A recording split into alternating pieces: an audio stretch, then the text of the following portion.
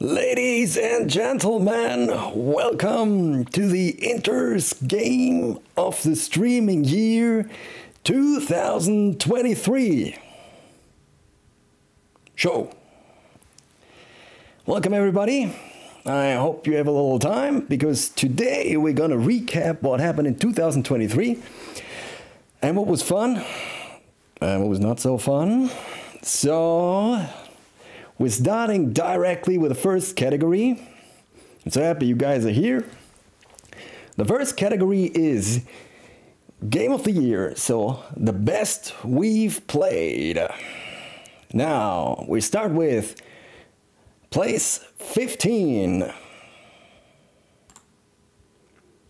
Place 15 goes to Legend of Zelda: A Link Between Worlds. Well, all of you who've played it have one thing in common with me. We like this game because this game is really good, and it's not even so easy to describe the game. Why is it so good? Well, the controls are good, the quests are good, the temples are good, the items are good. The item mechanic that you can get whatever item you want at whatever time you want is good. This game simply is good. And we all like it. And whoever has not played this game, play it. It's really good. So this is a place 15 of the year. And yeah, I hope we can have more people playing this game. The only problem that this game really has is that it's on a platform that is not so easy to use. It's on the 3DS. Which also means it has 3D effect on top, which is also cool, but it's not so easy to play it. The 3DS is not a console that so many people have, but this is really the only negative thing. You can say that other games have like a more interesting story, or maybe blow you more away, or have like a one super cool item that this game doesn't have. But this game is really so good because the controls are very fine, and it really doesn't have, for me, a flaw. It's a really, really decent game. And that puts it in place 15. And that brings us already to the next one. There is still 14 better games. And place 14 of 2023 is Metal Gear Solid 2, a real classic. This was a very fun game.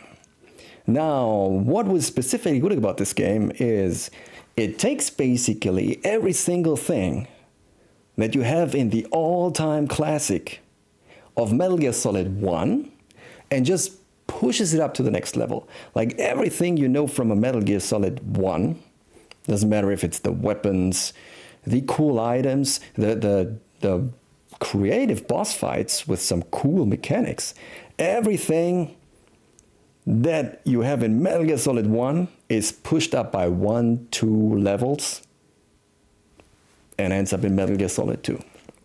So Metal Gear Solid 2 is a really, really cool game. I see there's some disagreement, but Metal Gear Solid 2 is a really good game, but the problem is we've played so many good games that it only lands on position 14. But I still recommend everybody to play this. It also is great compared to some of the other games that the map size is very small. So it's more like an arcade experience. You can play basically every room by itself and have like a creative strategy to solve each room. While some other games give you a big overworld, everything is connected and overcomplicates things. This game is really, due to the small map sizes, more like an arcade classic.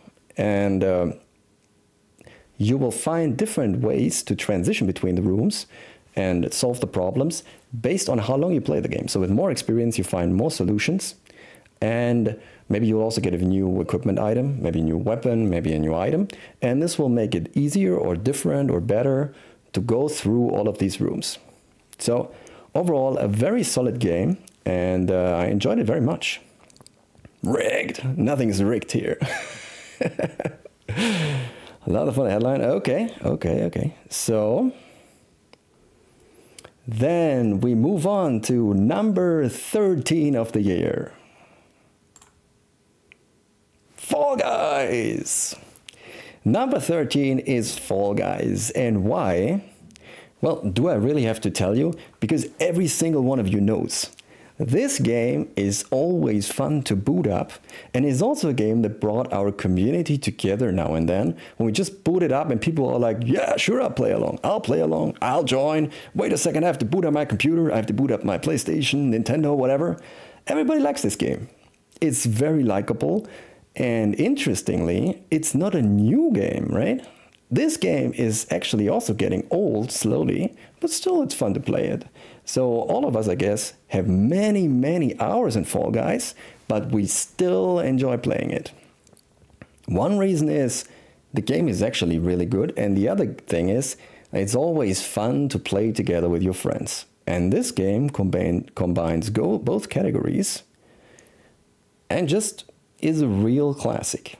So Fall Guys is even still requested to be played more, even though we play it now and then. So a solid place 15, and probably also a game that we regularly play in 2024, because it's just always fun.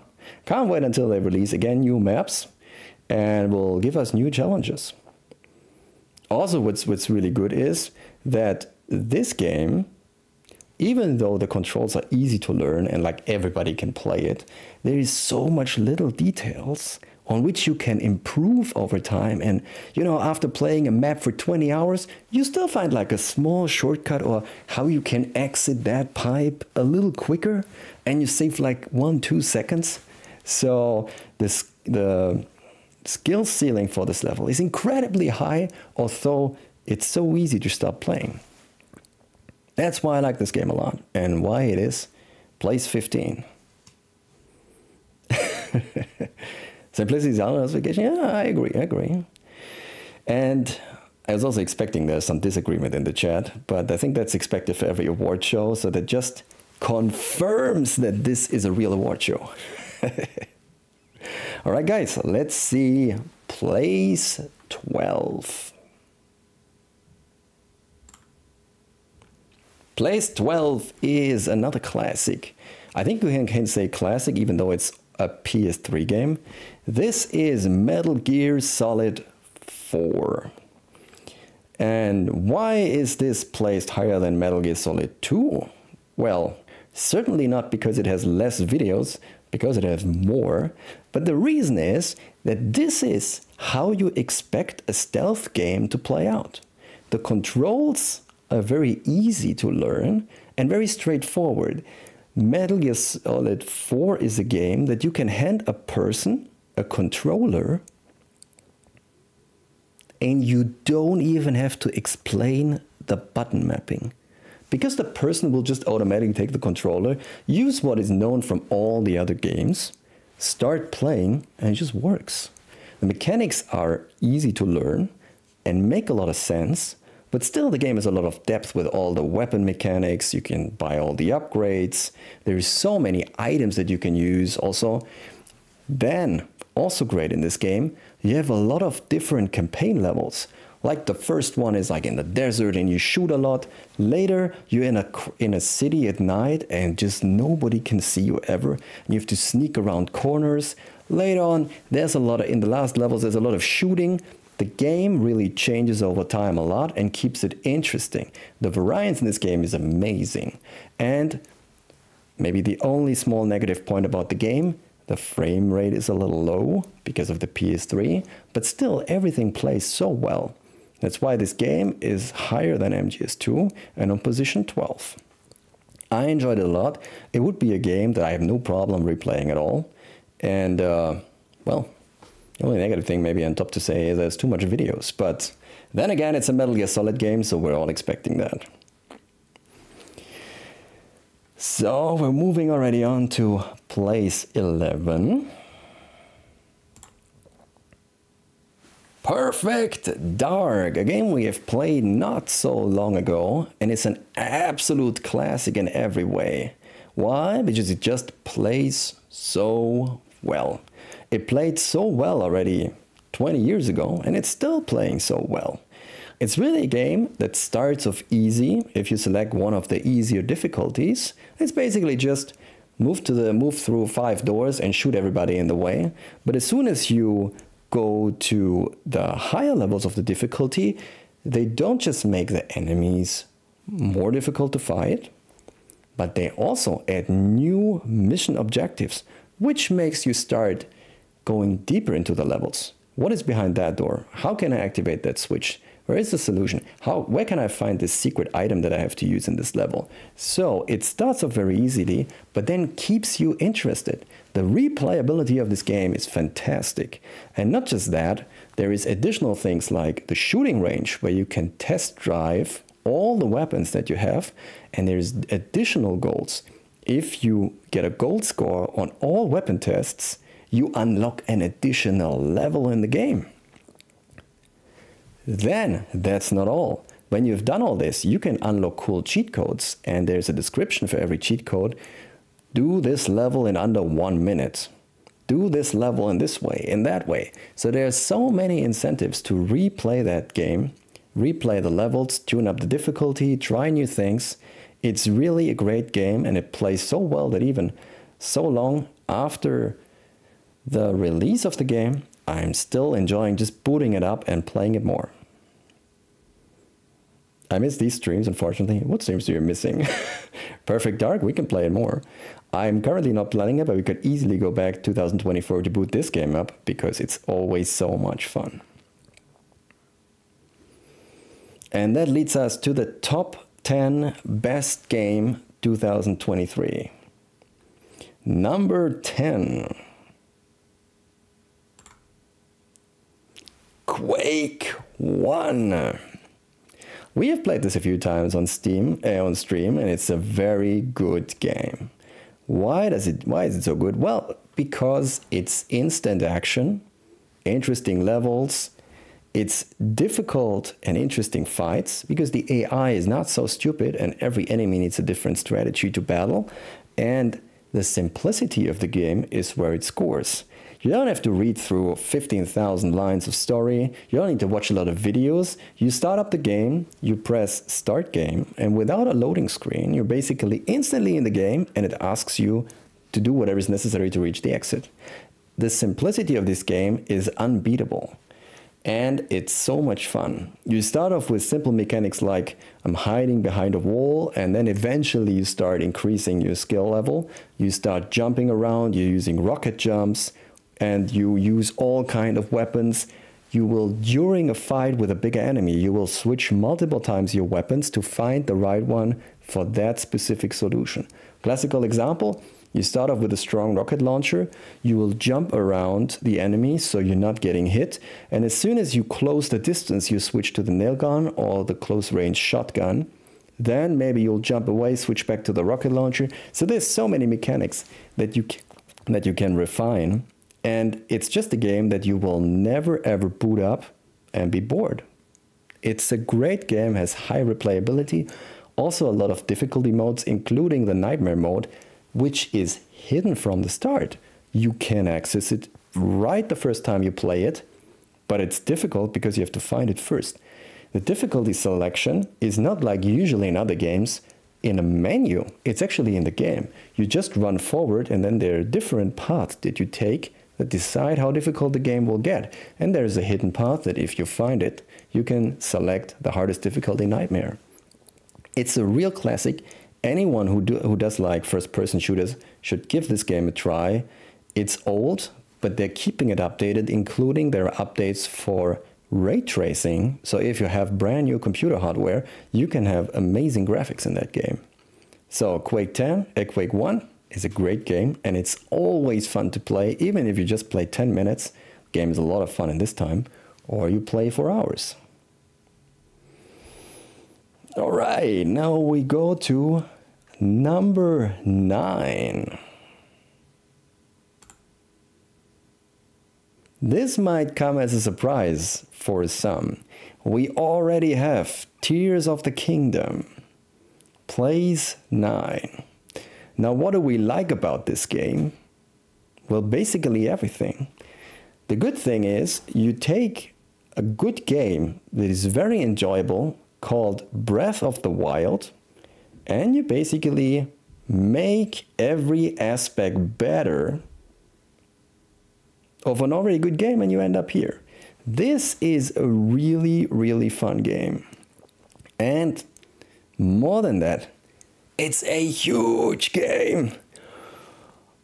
Seemingly some people have 100%ed this game, but it's even bigger than Breath of the Wild. This game is so huge. They didn't take just the world from Breath of the Wild that was gigantic. They also made the same size world underground as the depths, and on top there are sky islands to find and to see what you can do there. It's a huge game. It has great mechanics. It's refined in so many ways. While in Breath of the Wild you found sometimes small issues like the camera control or some enemy movement, maybe an item, or mostly also the menus were not perfect. This game increases it all. For example, you have this easy control scheme now that you can throw an item very easily. You can select an item to be attached to your arrow right away with a button press. You don't have to press start and search around and click. No, you can sort everything very easy. You can attach it very easily. It's really a very easy way to do it. So this is a great game, and I still haven't finished it, but we'll finish it 2024 in the way that we'll do all the shrines. We talked about it, and we'll come back to this game. It's a great game, and just if you want to understand how big it is, remember that the introduction area, the first Sky Island, took, I think, me and others around between 3 and 4 hours just to get through the introduction. There are games that are only 3 to 4 hours long. The introduction in this game is 3 to 4 hours long. So this is a great game. It's vastly superior to Breath of the Wild, and this was a lot of fun this year. All right, now we're moving on to position 8.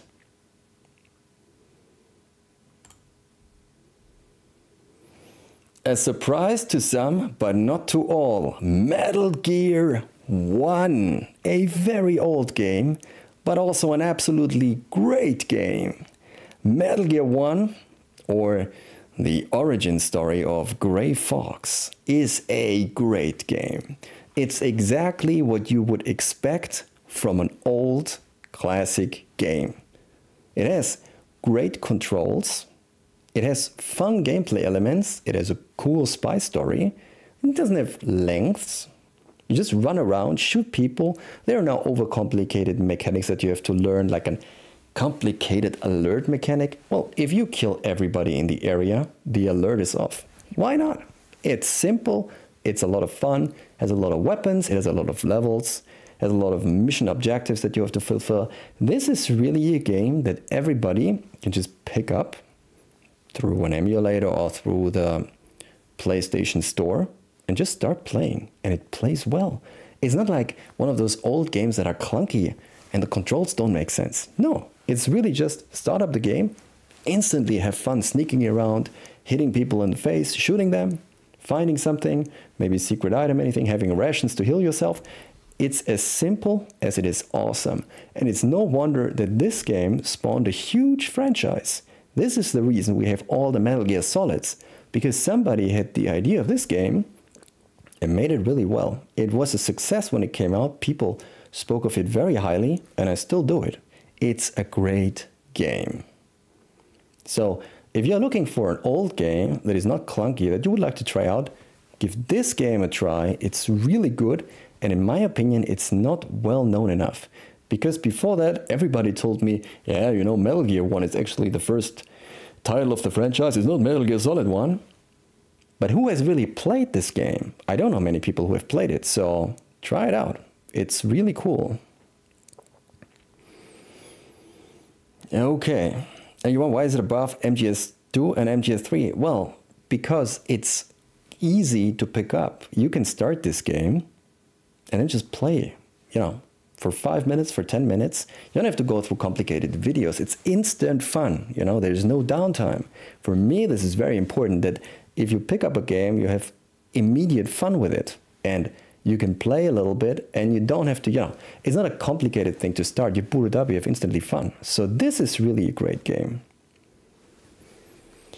All right, moving on. We are on the place 7 of best game of 2023. Not a surprise to anyone, I hope, that's in the list.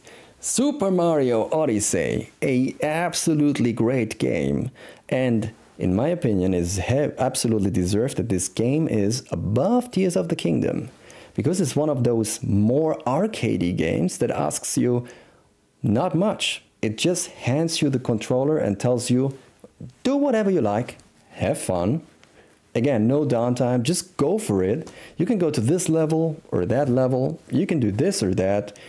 You don't have to do everything. You can just get a few things here, get a few things there, move on. You can do races on whatever kind of animal. You can jump around. You can shoot things. You know, you can have fun. There are levels, they're in the desert, and there's the city where you can climb skyscrapers or go through the sinkholes. You can do everything in this game, and everything is fun. And if you want to get challenged, you can try to go for all the shines, all the moons, sorry, because towards the end of it, it gives you a big difficult passage. We have not only covered the dark side, but also the darker side ending, which means you have to get all the moons, and then you have to go through this very, very long section at the end of the game, which is really challenging. And what can I say? It took us a few times to beat it, but eventually we beat it, and we had so much fun with it, because it's challenging, but fair. The controls are so good that, you know, if you fall, it's your fault. And you can train and get better. Just alone this jumping mechanic that you jump, you throw your head, and then you jump on top of your head to get another jump.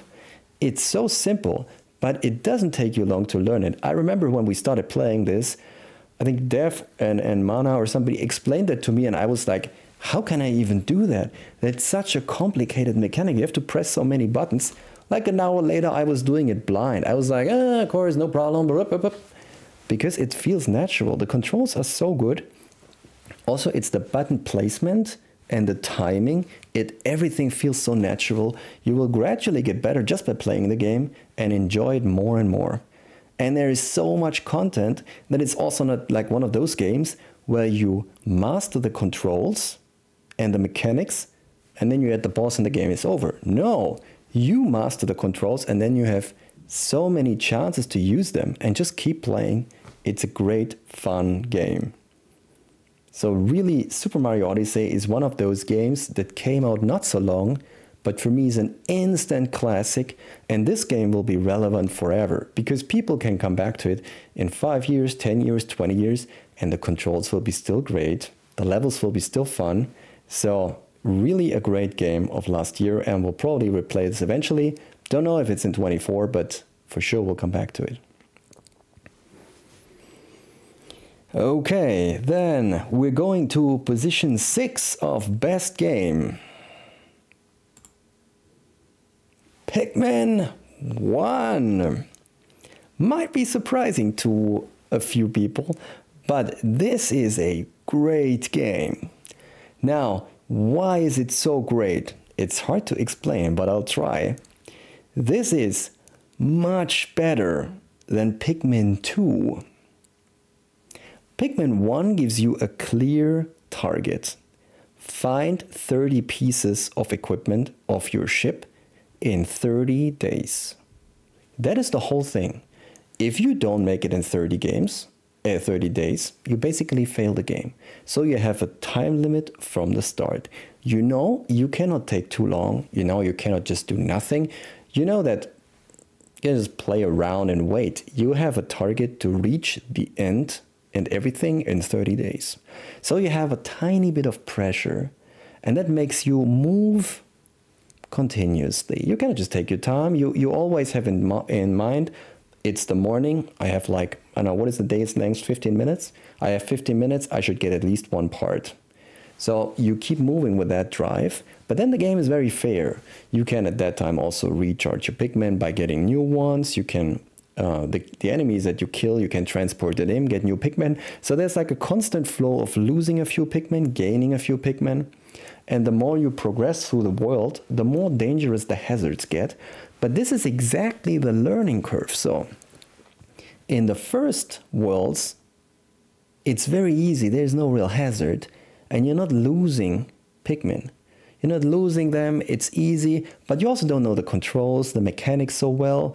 So as soon as you get better, so does the challenge rise. And that is from the start to the end the same. Eventually you'll be able to pick up 2 pieces in a day, which is also necessary because the final boss is very difficult and is basically, for a regular player, impossible to beat on one day. So it's good if you catch like 1, 2, 3 parts ahead of time, and then at the end you have to spend a little bit of that. So from the start to the end, this game has a great difficulty curve that starts very easy, but then gets more and more challenging, but never asks anything that's impossible. If you're good, you can be quicker than the timeline. If you're not so good, you can still make it. But you'll always be challenged and feel like this little bit of pressure, but it's never too much. It's a great game, and I can just recommend it to everybody. Even if you've never played this, you can do it and you can finish it. It's just so much fun. Now, I just want to say this, Pikmin 2 is not in the list because for me, Pikmin 2 is missing that feature of the 30 days. Pikmin 2 is giving you endless time, but it keeps reviving all the enemies quite early. So you have to do like things in one day if you want to progress. You can do it in 5,000 days, but you'll have to fight the same annoying enemies and obstacles every day. So it's more tedious, and it's also more complicated and less straightforward.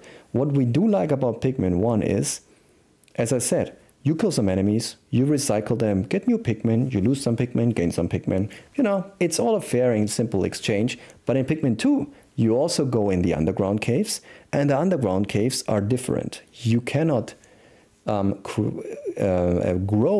new Pikmin underground. That means you enter with a limited amount of Pikmin, you go down and down, and if you lose some, maybe you'll struggle. You don't know really which Pikmin you need. It's like a lot of uncertainty that didn't create a fair and interesting challenge for me. You know, the Pikmin 1 principle is so good, there's really no reason to change it. The mechanics and the new ideas they had in Pikmin 2 don't work as good as the original idea. That's why this game blows Pikmin 2 out of the water. I see. There's a lot of guessing already. So we're going to the top 5. Number 5, Game of the Year. Dark Forces, a very old shooter. And here, including the Force Engine update, which is a modification created by a person in private, available freely, which adds a new 3D renderer. Now, why is this game so high? Well, because it's awesome. This is one of the best Star Wars games ever made. It's one of those old school shooters where you have like a lot of weapons and you blow like a lot of enemies away, but it also has cool mission objectives. People say often this is the Star Wars version of Doom, but it's actually so much more than that. In Doom, you just reach the exit here. You have to infiltrate a facility, finding the correct pathing, going over obstacles. You have enhanced controls because you can jump, which you cannot do in Doom. You can look up, look down. By the way, with the Force Engine on top, you don't have the old keyboard controls, but you can use your mouse like in every new FPS. Because don't forget, this game is from the 90s. It's very old, but it plays so well. And on top of everything, it has all the Star Wars feeling that we love. It has all the official sound effects from the weapons, everything. It has all the enemies, the stormtroopers. It has all the droids, big, small. Boba Fett appears in the game. You know, everything that you feel about Star Wars is in this game. You're fighting a rancor with your fist, Just like in Star Wars Episode 6, where Luke Skywalker is facing that thing in Jabba's palace. It's just the Star Wars game for me. And yes, it's old, but really give it a chance. This game is fantastic. I'm sure we will play it this year because it was a short playtime. If you know the levels, you can probably finish it in, I don't know, 6 hours maybe. If you don't know how this game works, you probably need a bit longer because, again, the mission objectives are not so easy. You have to find your way. There are some puzzles involved, as typically for an old school FPS. But boy, this is a great game and has the best Star Wars atmosphere. Highly recommended. Okay, and now we come to position 4. And I want to say, I have to draw a little bit of a line here after position 5 because the top 4 games that we played are basically close to my favorite games, and it was very difficult to put them in a specific order. The top 4 games are really, let's say any of these games could have made also rank 1. It was very hard to put them in an order, so I hope you understand. I'm not saying agree, I hope you understand my reasoning and why I put them in a certain order. So let's start with game on position number 4.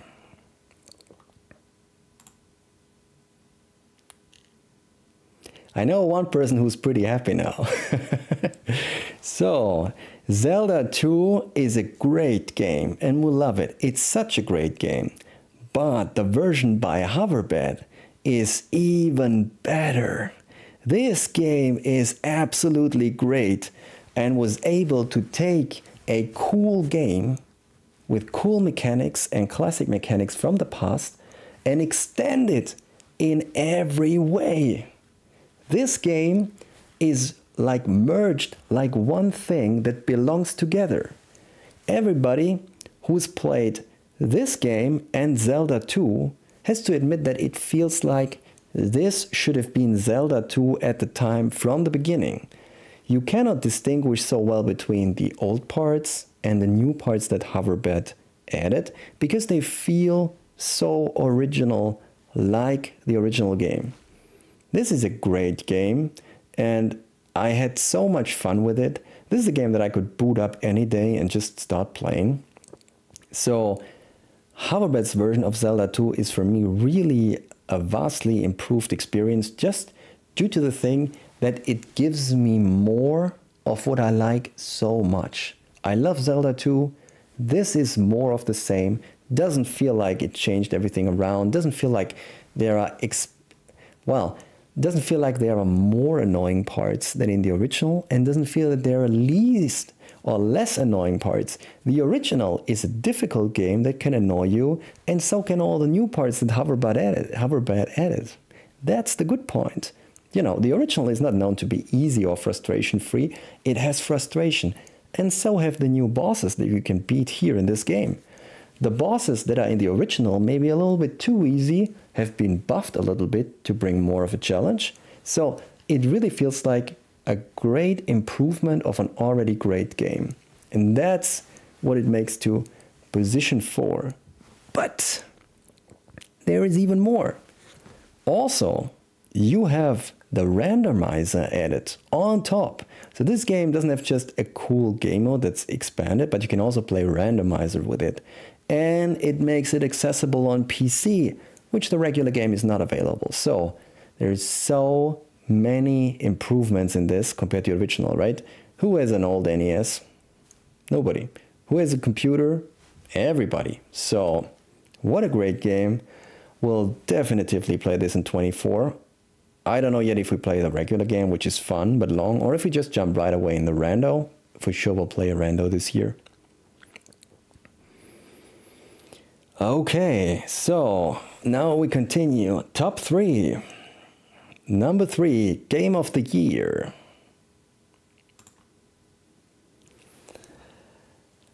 Unmetal. This game was so much more fun than it should have been. It starts off like a meme, like a stupid joke and some crap, but it plays so well. This game is so good. This game is like a game that opens up with a stupid joke and tells you, well, I just want to have a little bit fun. But then you play it for hours and you realize, wait, the gameplay is super solid. I'm interested in this. This is fun to play. I want to replay this. I want to play more of this. This is such a great game in every way. And it really surprised me so much. Unmetal is a game that I really want to replay again, and we'll probably put it after we finish the Metal Gear Solid games. So this year I want to play MGS5, and probably afterwards we will play another round of Unmetal, because it's a great game. And I have difficulties, this game is so good that I have difficulties finding any negative about it. Unmetal is a pretty perfect game.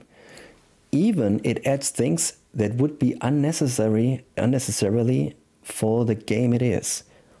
For an example, this game has a level up system built in by knocking out guards. If you knock out guards, you get a little bit of XP.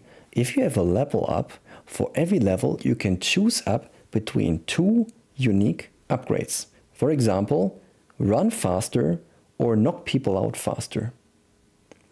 And I think the game has around 12 or 13 levels, so there's a lot of upgrades that you can take, and when you replay the game, you can take the other upgrades and try new strategies. So the replayability is also very high, and there's a lot of secrets to find, which are really tricky to find. So the gameplay is fantastic.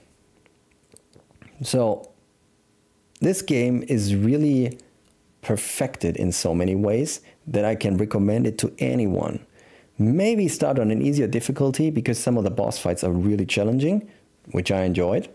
But this is really a generous recommendation for everyone. Guys, play this game. It's fantastic. I had so much fun. Even when I finished the game and saw the last cutscene, which is, by the way, insanely funny, I basically had the feeling that I want to replay it already just after finishing it. Even though it was not a short game, but it's just a great game. Gonna have to give Unmetal a try? Oh, for sure. It's a great game. You'll like it. Okay, now we come to position 2 of the Game of the Year 2023. Maybe not a surprise to some of you who saw me playing it. Super Metroid, a game I have played for the first time to the end in 2023 on stream, and this game is just brilliant. Just like the previous game, I can't find any negative thing about this game. This game is just perfection. And the best part of it is the controls. I said this once during the stream, basically shortly before I died. I said, if I screw up in this game, if I fall into a gap or get hit by an enemy, it is because I miscontrolled. Because the game gives you any control option you would ever want. You can jump in any direction, you can crouch, you can roll, and you can aim forward, backward, upward, downward. You can even shoot angled in every direction, angled up, angled down. Really, whatever you want. This game has the controls for it. So it's a really, really great game. And yeah, I would also say everybody who has the slightest interest in platforming or Metroidvanias, play this. I think you're gonna love it. It even has a cool feature which I only got and understood at the end of the game. Since this game has so many secrets to find, you know, there's many of these additions like extra rocket tanks are in the walls somewhere where you have to shoot it. You get at the end this kind of special visor where you can scan a room slowly. So even if you don't know where the items are, if you take your time, you can scan all the rooms and you will find all the upgrade. It's basically very smart because it gives you like a guide inside the game. You know, it's like in other games you ask like, where is this rocket tank? How do I get 100%? Well, I don't know. I have to check on the internet for a guide. Well, you don't have to. You just have to take your time. It takes a little bit of your time, but you can find all of them just by scanning the rooms. So that's a great idea, and I like that. Even I would say new games need more like that. New games should have features where if you want to go for 100% and you just can't find any more something, then they should give you a non-easy solution to make you find whatever you need. You know, like find a scanning station that is hard to reach with a difficult jumping passage, but if you make it through as a reward, the game gives you what you're looking for. You know, something like this in Metroid or in Super Metroid, it is in there and it's great. This game is really fantastic. Apart from that, the boss fights are really fun and are really different from each other. And the game gives you a challenge, but it's fair. There are a lot of save rooms. You might die quite sometimes if you play it for the first time, but it's really just getting more adjusted by the controls, getting better at the game, which you will. This is a fantastic game, even so long after it being released. I was really happy to playing it this year. Okay, I see there's a lot of people asking for position 1. So we're not going to position 1 now. We're going for some honorable mentions, games that didn't win, because the top 15 is too tight. Games that we enjoyed a lot this year, but they didn't make it in the top 15, so close, are Dave the Diver, a great and fun game, Legend of Zelda, the original 1, and Metal Gear Solid 3.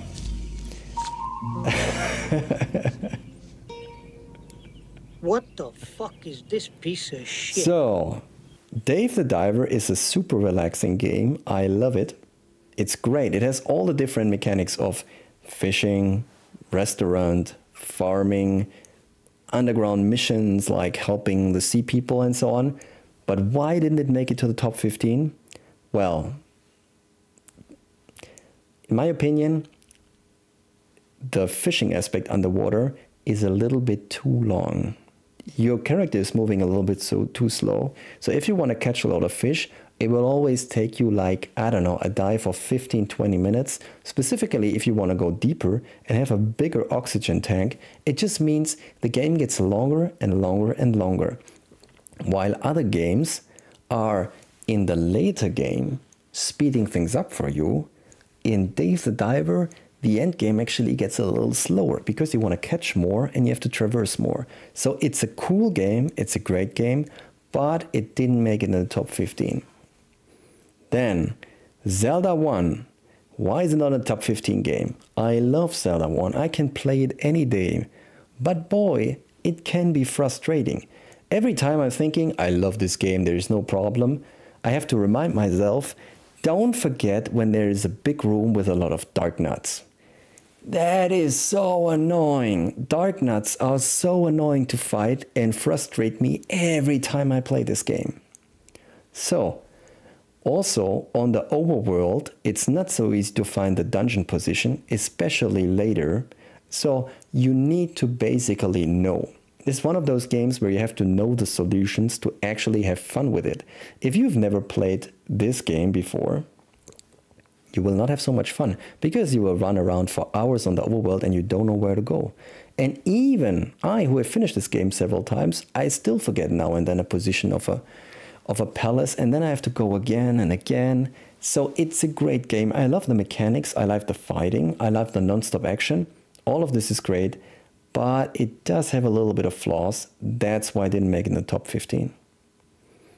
Then, probably controversial, why I didn't make it Metal Gear Solid 3 in the top 15? Well, Metal Gear Solid 3 has probably the best story and the best atmosphere of all the games that we played this year. It's just brilliant and really, really cool.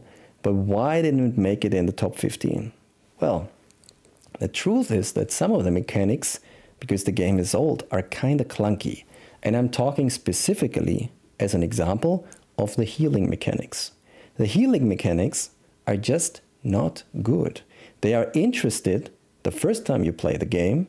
You play it and you're like, wow, cool, I have to use different things. I have to first use needle and thread to close it, and I have to put alcohol on it, wow. But after you did it 10 times, you're like, really, do I have to click 1 minute through menus just for doing that? Why do I have to do that? It's redundant. So there are a few mechanics in the game that really didn't age well, and I hope they take that into consideration in the Metal Gear Solid 3 remake called Metal Gear Solid Delta, if they improve on these weak points of the game, it will be a fantastic experience. Also, something that I personally didn't like was two more things. There is, first of all, the alert mechanic, which is, in my opinion, a huge step back from Metal Gear Solid 2.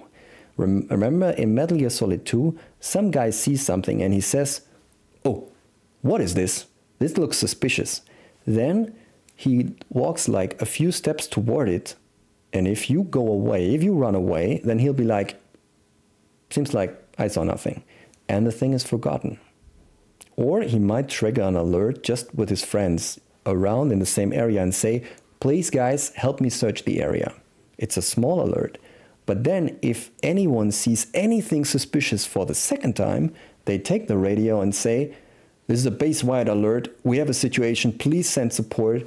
Guards are flowing in from different directions. You're really fucked." But why?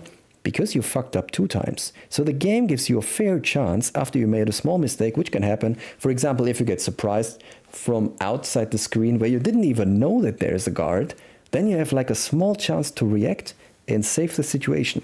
In Metal Gear Solid 3, if you get spotted, for whatever reason, can be an unfair one, like somebody is behind a house and there's no way to see him, then you have instantly a base-wide alert for 99 seconds. So what do you have to do? You have to go to a safe location to hide, and then you have to wait for around 2 minutes, waiting just until the timer is finally down. But you can't do anything. So there's a lot of downtime for me. I hope they find a better way to do it, because that really slowed the gameplay down for me.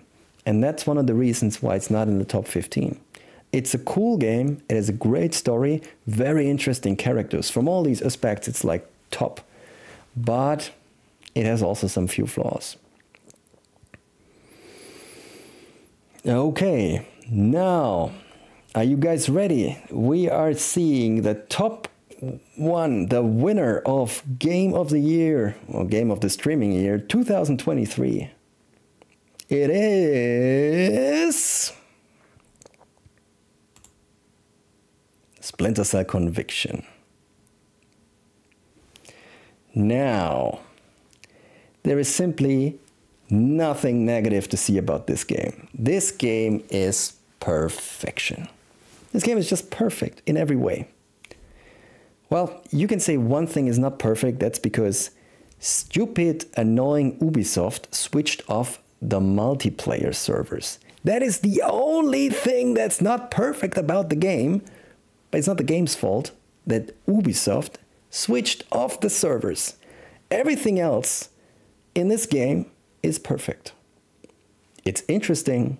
There's a lot of gadgets. The controls are absolutely perfect. This game, especially in comparison to the Metal Gear Solid games, which are cool, gives you controls that let you do whatever you make up in your head. If you enter a room, you see 2 guards and you think like, maybe I could sneak there and then go up and then snipe the first one and then jump down on the second. The controls are so perfect that everybody can execute that. You know, it's letting you lock onto enemies so you can execute them by shooting them with a button press, even if you don't even look at them. You just mark them for later. And then you can like, I'm looking in a total different direction, but I press the button and tsk, I shoot them. You know, that overcomes all the complexity or the inconvenience you have of using a controller. You know, if you would have a real gun, you don't have to complicate it, use a D-pad to aim it in a direction. You know, it just goes very easy. It's just natural. And this game tries to put all the mechanics in a way that the controlling of the game is never an obstacle, but it's actually supporting you in doing whatever you want. Like, for example, another example, you want to sneak somewhere. You know, in other games you have to like, have to press the sneaking, but in this game you just hold the shoulder, the trigger, and he automatically sneaks into the corner that you're looking at. It's just you hold it and it automatically moves in there. And as long as you hold it, you cannot fuck it up. You will stay there, you can move around in that corner, and you will see the options for a button press if you want to move from one corner into another corner. It's so simple. The controls in this game are absolutely perfect and will support you whatever you want to do. And if you like the game, which you will, there is more than this interesting campaign. There is a lot of things to unlock, special weapons, weapon upgrades, but even if you're done, you have a mode that gives you kind of random maps with random enemy gameplay, random enemy placement that you can play through again and again and again. And before Ubisoft switched off the servers, you could even play that mode in multiplayer. You know, it's one of those skirmish game modes that if you like the game, you really enjoy it. Like, you know, call your friend, hey, you want to play another round of this game in a randomized environment where we have to take out 15 guards and do a mission objective? Well, you just start up the game mode and the game provides a new challenge for you with new gameplay because it's new enemy placement. Maybe some rooms are new and you can play it more and more and more. It's not just a campaign that might get old, but it will stay fresh. It gives you more things to play. Instead of replaying the campaign, you really can play new things continuously again and again. So this is for me the best game we played in 2023, and I have a feeling that if you watched me playing this, you will understand it because I had so much fun. This is really, from controlling, one of the best games I ever played. If you think the controls are not good, that means you don't know where is up and down in the controller. It really doesn't get any better than this. So if you do like in any way games where you play stealth, where you sneak around, give this a try. I'm sure you'll like it. The only disclaimer I have to give you, it's incredible, but it's the only game where my Xbox controller on the PC didn't work straightforward. I don't know how they fucked it up, but I want to make sure that you know, if you have this game, you can add it to Steam. Even if you don't own it on Steam, you can add a game that is not on Steam additionally on Steam. And then you can select in Steam a specific unique controller layout that will be mapped on top of the regular layout. And then you just select Splinter Cell Conviction Fix. You start the game from Steam. No problem. It's a super easy fix. Everybody can configure this. It's really simple, but you have to know that it only works that way. It's very sad. Of course, you can also buy it for Xbox 360. If you still have one, there's no problem. But this is really the thing. Okay, now we have done Game of the Year, so we can move on to the next category. The next category is Worst Game of the Year. Yes, we have that too. The games that were clearly the least fun when I played them. And it's a top 3. I selected the 3 games that were the least fun in 2023. So get ready for number 3. Castlevania 1. People say it's a classic. Yeah, I don't care. Maybe it is, but it just sucks. Honestly, people like this game, but it's copium. This game is not great. There's a lot of people who say that it has a big name and they like to speedrun it, and it's totally valid because you can speedrun everything. You can speedrun the worst game in the world because you somehow define a strat and it works. But honestly, is it really fun, this game? You know, you start in the beginning of the game and the levels seem okay. You know, you're going forward on a plain area and you kill some enemies and it seems okay. But the further you play, the enemies become more difficult to fight, and not in a fair way. Because in this game, you only have the attack with your whip forward, straight, or backward straight. But the longer you play, the more enemies are placed above you, below you, in a diagonal way, moving in circles and things where you just can't even attack them. So I feel like this game was very aware of the limitation, and you can only go forward or backwards with your attack, and to increase difficulty, the developers just try to put enemies in positions where you either can hit them less or not at all, just to make it more difficult. But that's not a fair challenge. So while the first level and maybe the first 2 or first 3 play actually kind of nice and you think this is a decent game, the longer you play, the more unfair and frustrating it gets.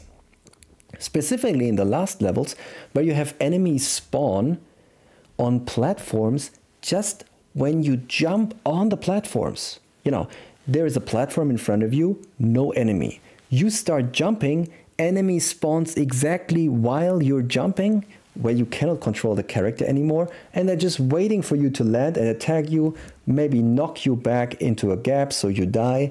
All of these things are really not great. And I understand this is a classic for a lot of people, but in my opinion, if you play this casually and if you're new to the game, it simply doesn't have good mechanics. It will frustrate you, it never feels like a fair challenge, and that's why it's, well, 3rd place in worst game that we've played on the year. It's not the worst game of all time, of course.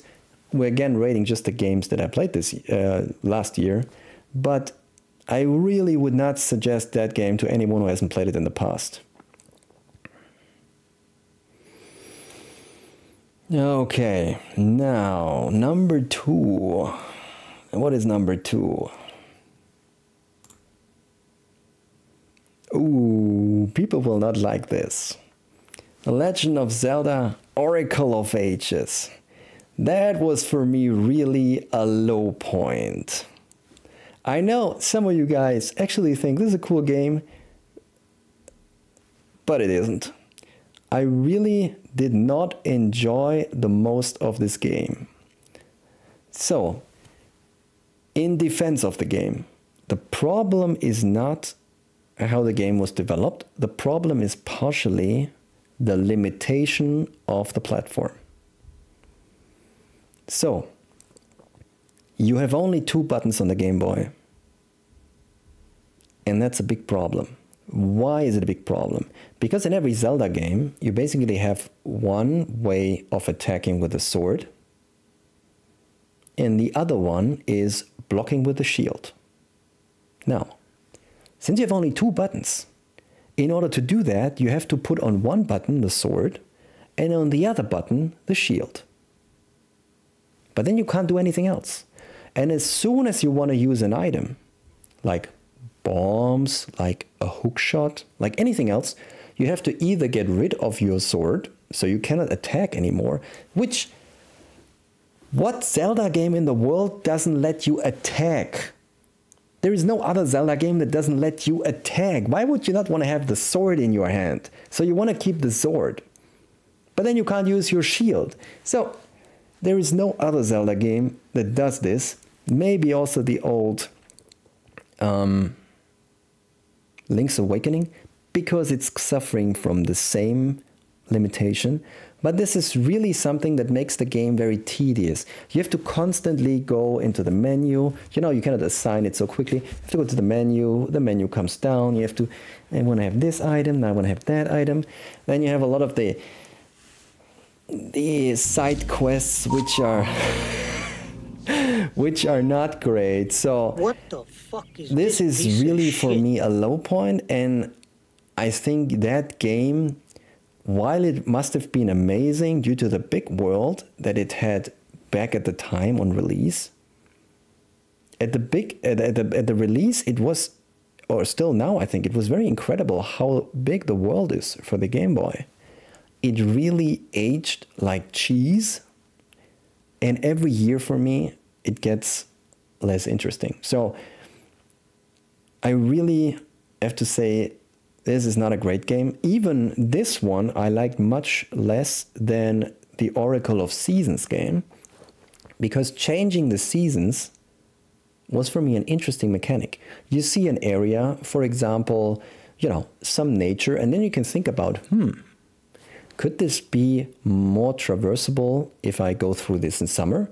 Or maybe snow will help me to make it to the next area. You know, you have like an element to figure things out and think about it and the areas exist in 4 different seasons. In this game, it's basically, I'm stuck in the current time, so let's just change to the other time and maybe it works.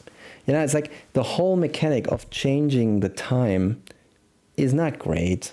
While the other game, the sister game, Oracle of Seasons, actually has some kind of puzzly element about it and makes a lot more sense for me. So I did enjoy the season change in Oracle of Seasons, but I didn't enjoy so much the change of the ages, that you can go back and forth. Yeah, let's not even talk about the story, which was also not great. Boycott in the awards. Yeah, so this was number 2. Not so enjoyable. But don't worry, we have number 1, which I think wins by a huge distance. We played one game this year that is clearly the worst game of the year. Metroid for NES. Blah. Boy, I don't know where to start. This game was a huge pain from the start. We played Super Metroid for the Super Nintendo and it became instantly one of my favorite games ever. And with all the hype and positivity and Metroid love, I thought like, come on guys, let's fire up the old Metroid. It's probably also good. Boy, did my opinion change about that game. That game sucks. It's just bad. So, you might say the controls are responsive. Okay, agree on that. Controls are responsive. You can say that. But it's the only thing this game has been going forward. I really did not like the death mechanic. If you die in this game, independent of how far you're in the game, independent of how many upgrades you have, specifically life upgrades, you know, in Metroid you have these energy tanks to get additional health. So independent of all of this, if you die, you restart with 30 HP. If you restart the game from the beginning, you start with 99 HP and every container gives you additional 100. So if you find 3 containers, and it's not even so difficult to find 3, you will have 99 plus 300. So you have nearly 400 HP. Then you die and you have 30. And boy, there are not many health drops. So basically, once you die, your run is over. You cannot go back to full health because the enemies are so tough and also often unfair, because just like I said in Castlevania, you don't have many mechanics to kill enemies. You cannot shoot up or diagonal. You can only shoot forward, backwards, and maybe you can drop a bomb if you found the upgrade. But it's very difficult to kill enemies. So it's very difficult to kill enough enemies to get health back while not losing any. Once you die, you're basically screwed. So a lot of people are saying it's a cool game. I played it when I was a kid and I can finish it in like 1 hour. Well, that's because they never die in the first place. But once you die, it's over. And I don't understand how they did not think of that when they made the game. We played also in 2023 the successor, which is Metroid 2, The Return of Samus, for the Game Boy. And this game is awesome. Why? Because this has several recharge stations where you just enter and you're going back to max health. And they are all, in my opinion, hidden, if I remember correctly. So it's not like this game gives you health easily, but it gives you some health. So if you die, or if you're very low, you have a fair chance to catch up and then give it another go. Now, after a long time, I figured something out. We're talking about the non-Asian version. I think if I understand it, there is a Japanese version in the original where you could actually save your game and the mechanic was different. Maybe one day we could try this, but in the European and US version, it's basically impossible to play. So I would have liked to play that, but it's pretty bad. And there's one more thing that is a absolutely no-go. that I have to mention here because it's really terrible gameplay. When you go, you know all of that. All of you know that. When you go in Metroid, in a 2D Metroid, in a door, the game pauses and then shifts the screen, right? You've all seen that. You shoot a door so it opens, you walk in, and then whoop, the screen moves. In that moment when the screen moves, you're blocked. The controls don't work, Samus is stuck in the door. It's basically like the game is paused. That is the same in every Metroid. But in this Metroid, the enemies are not paused. So it happened probably around 10 times that I went through a door, the screen was moving. While the screen was moving, an enemy was jumping into me while I was stuck in the door and killed me. So you're going through a door with health left, and then you're just getting hit during basically the animation of the game where it changes the room and you die. I don't understand how this didn't get fixed before they released the game. This is really a huge issue in the game that killed me many times, and I don't understand how not any person who worked on the game understood that this is completely unfair and a big issue. You know, take the controls away from the player, he's stuck in a door, can't do anything, and then he gets hit by enemies. So I don't understand how they never fixed this, and this is one of the reasons why this game landed on position 1, worst game we played in 2023. But you see that sucker over there? All right, now we're not done. We have another category. Category next is top 5 clips of 2023. So I think this will be the section that will be the most fun for you guys. So moving on to the next category is number 5, top clips. The Tears of the Kingdom clip, Revenge of the Flower Lady. Now what is that? Everybody who has played Breath of the Wild has probably done this one annoying shrine that's surrounded by a lot of flowers, and there's one lady that if you step on one single flower, the game is halted and you're getting reset and the flower lady is complaining about you. This was very annoying, but then if you walk towards the inside, there's even monsters spawning that try to hit you and knock you into the flowers, which makes it even worse.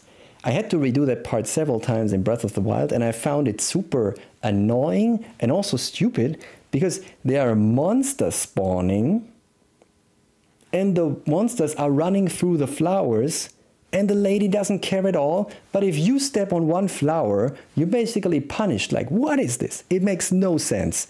I hated that flower lady in Breath of the Wild, and in Tears of the Kingdom, I met her again. So I planned my revenge on her, and we have it here as a clip. Let's go for it. Oh, look at those nice flowers.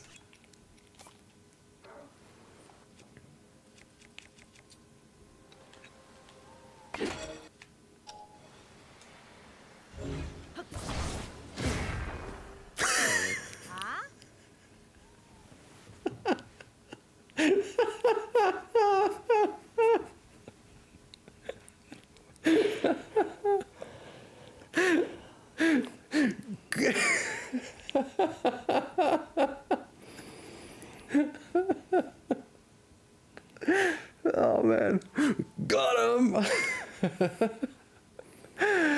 Oh, whew. Totally worth it. Whew.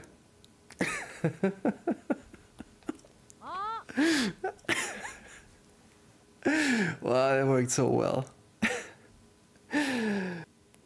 It actually made me so happy that after that, I just did the same thing again and bombed her flowers again. It's so funny that all of them fly away right away. It took me more than half a year to get this revenge because we played Breath of the Wild originally in October and we played Tears of the Kingdom half a year later on release. So that was a really fun moment for me. And therefore we're moving on to number 4. That was our Fall Guys stream where we played Fall Guys together as a group and we scored precisely 69 points. So it's a community clip because it was not just me, but it was some other people also playing along. And I think the clip speaks basically for itself. Everything went really well together. And extra thanks also for Devastator for his performance in this clip. So let's go.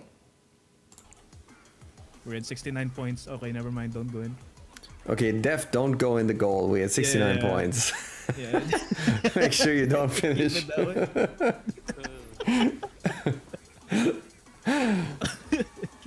Keep it that way. Yes. Oh, yes. That is a 69 points finish if I know one.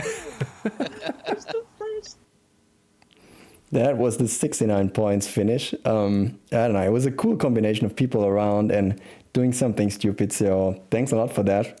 This made my number 4 this year. And therefore moving on to number 3. Number 3 was in Tears of the Kingdom, the random wolf hunt that resulted in the exploding wolf. I'm not saying more, let's just roll the clip and see it.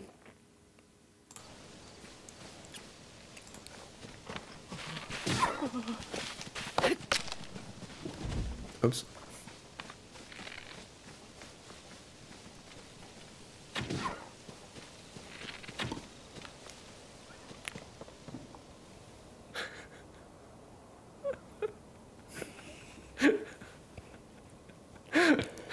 Poof.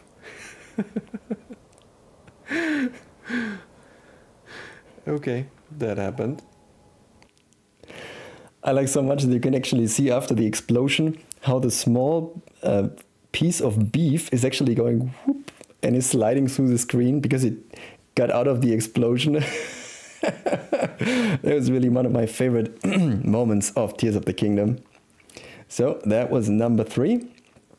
Then we're heading for number 2. Breath of the Wild, Comical Stealth. Now, this was an interesting clip. We were replaying Breath of the Wild, and we activated the Master Mode, which makes everything so much more difficult. But in general, since you can recover health and everything by using a lot of food, it's not so difficult, really. You just have to prepare more. But we went into the Master Trials, where you're fighting with very limited resource. So you have to extremely difficult enemies, and you have very little health recovery. And the biggest issue is that enemies recover health by themselves already after like 2-3 seconds of a hit. So if you're fighting an enemy with very much health, you have to hit him constantly. Otherwise, he will just heal more, then you can damage him. Now that the weapons have a limited durability, you can even run out of weapons. So there was one level of these challenges that was so difficult that we had to do a really strange stealth approach. And well, I'm gonna roll the clip and you will see for yourself what we did. Don't forget, there are multiple enemies on this level and nobody got alerted but what I did. Okay, it's gonna be some crazy shit. Are you ready?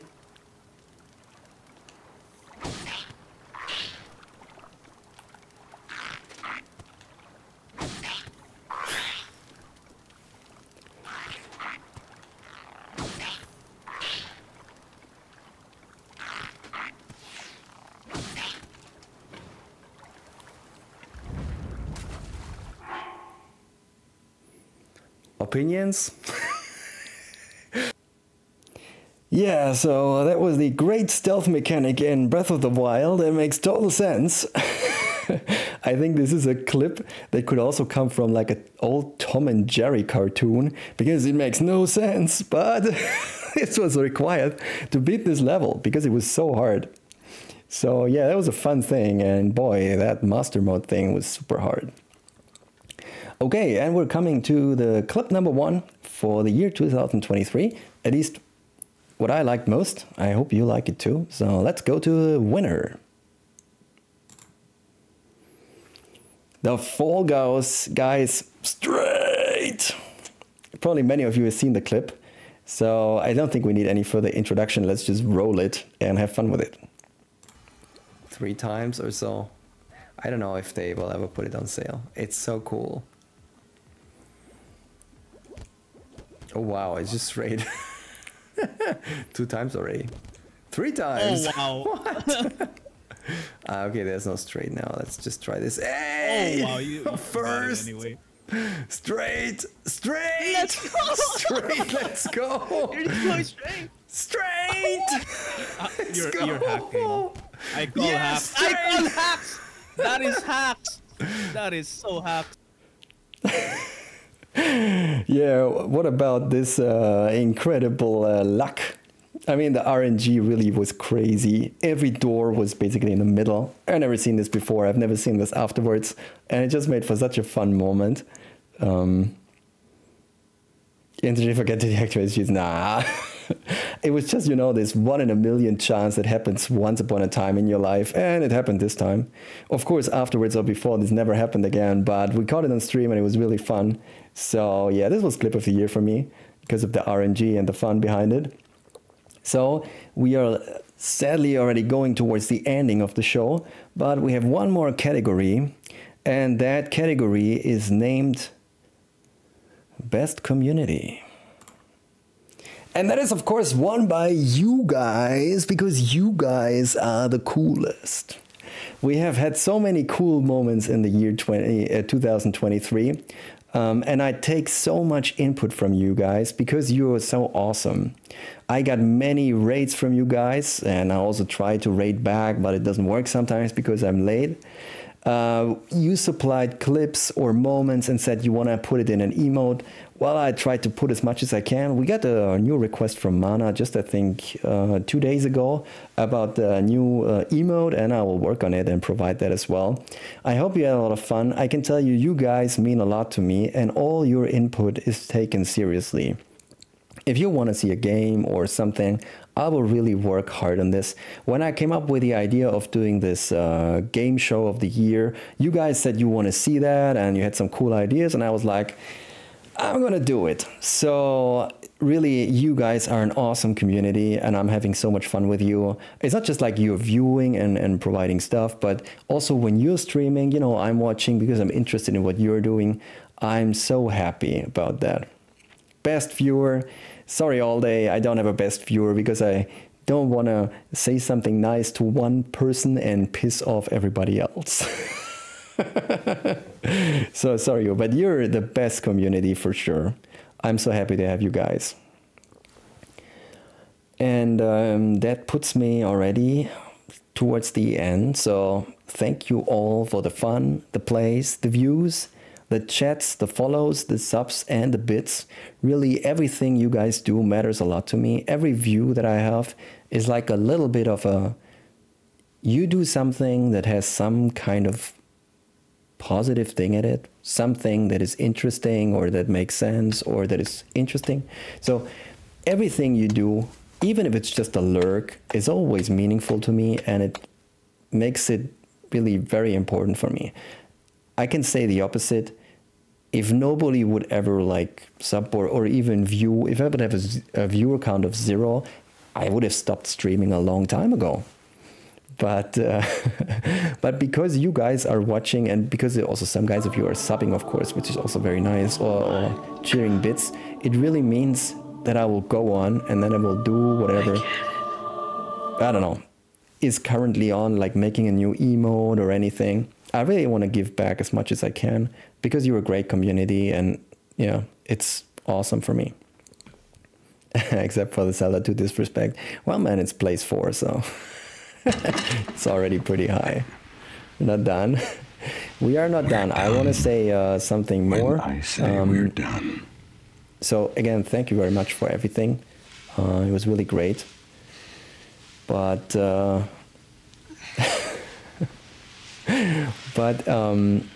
I know you guys said like you want to have a little bit of a view of 2024. I think you guys... Best Viewer award goes to All Day.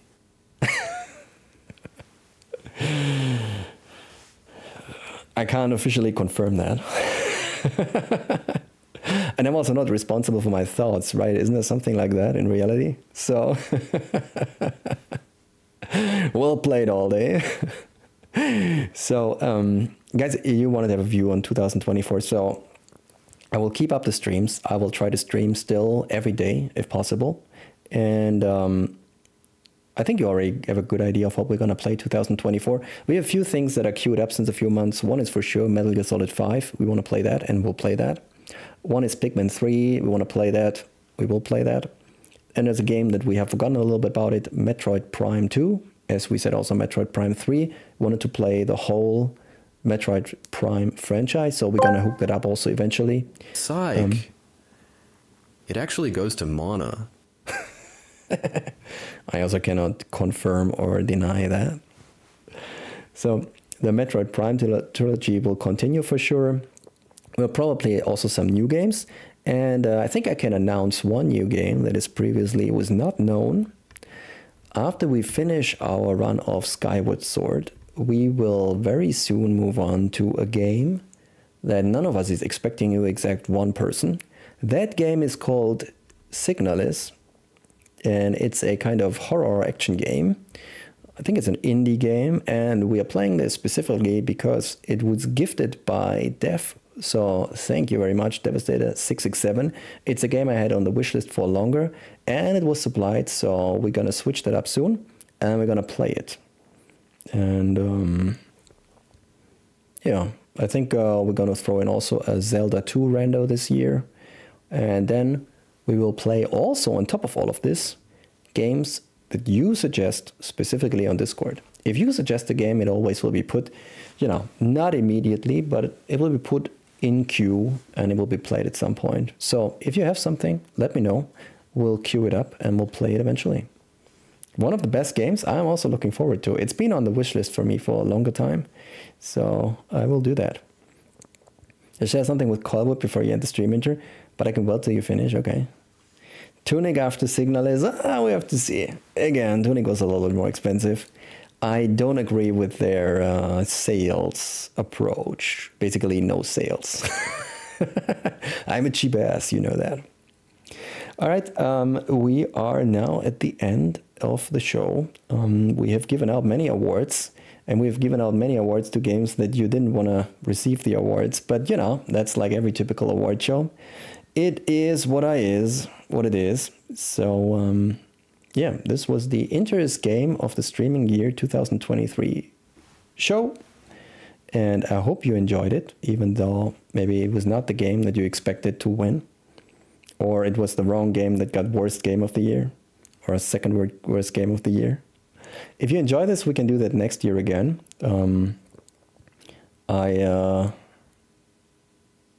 Yeah, it took me a little bit of time to prepare, but, you know, I saw a lot of people showing up today, which made me really happy. So, again, it's one of those things, if you like it, we're going to do it anyways. So, yeah, you know, I just ask you to be part of this community also in the future, because it's a lot of fun. And, yeah, then we continue the way we did it.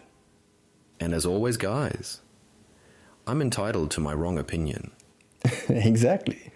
So that means next year will be just the same. If we do the same show, I will put again games that you don't like on top and games that you like at the bottom. You know, I thrive through your hate, so. And then those joke will end it, and we'll move over to the credits. So thank you so much for the year. Thank you for everything again. This really stands. Thank you for everything you do. It's a lot of fun for me. I hope it's a lot of fun for you too. Take care, and I'll see you soon. We'll probably continue the stream later today at a later point. So I don't know exactly how long it takes, but you know, it's a Saturday, so at some point I'll stream again later. So yeah, that's it. So